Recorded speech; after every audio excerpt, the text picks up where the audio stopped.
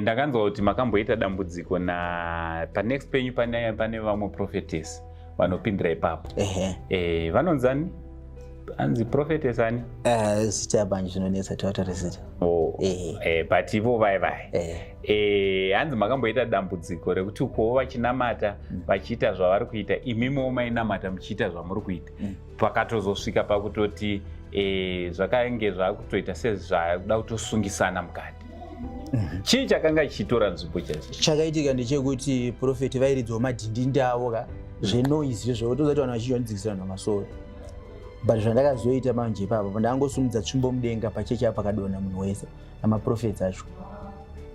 Baba. Kana kuti mogona kumufonera momubvunza. Aiwa tiri kuti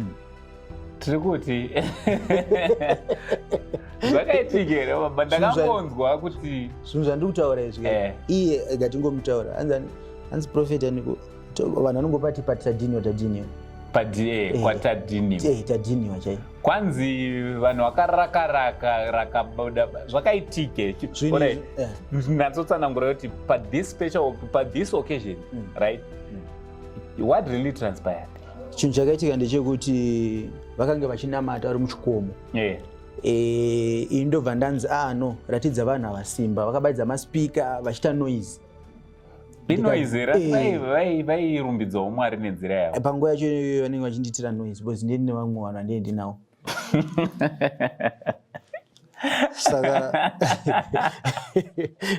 Saka vadero manje ini ndakati tauradzana simba indokwanisa kudzima zvinhu zvako zvirurira.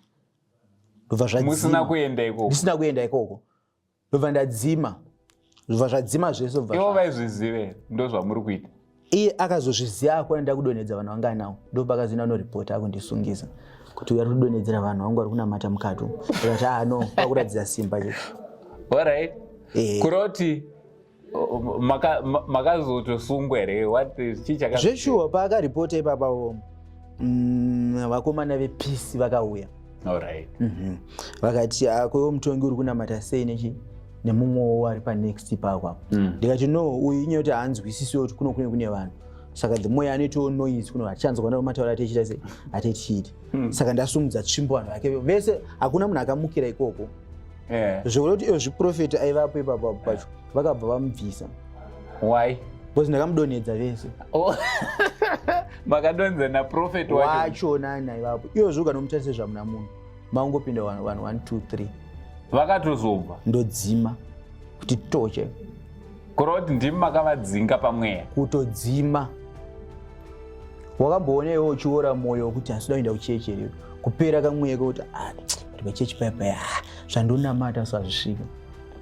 Saka tiri kuti hakuna vamwe here vemukati muyamo vakazenge vakutopinda nemi? Varimo vakawanda. Vamwe vacho vanotomuhanda vakamuona akuya. Iye kubva panenge achitoita zvavo iye kokuchitomisa pakanzwa izvozvo.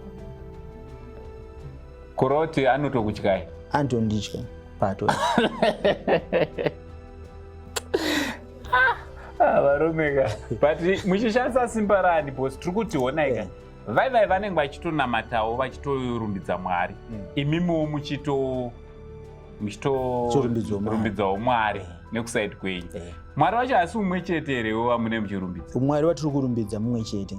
Asi ndo pandataura ndikati inini voice randonzwa ndonzwa voice raMwari. Ivo vanonzwa voice raMwari? Aiwa anachinzwa voice redzimwewo ngirozi. Saka ayo but tiri kutika ngirozi dzachona dzichitumwa nani dziri dzani? Dzinotumwa naMwari. Saka Mwari muri kuti vane confusion. Aiyo panguva yekuti inini Mwari ari kutaura neni uyu ari kuitawo noise dairidzirewo pasi it's okay. But ipapo baba kurira chekoko kuti ini vinje kutaura kuti bushuudza munhu kuti zvakati munhu anenge asingachanzwa.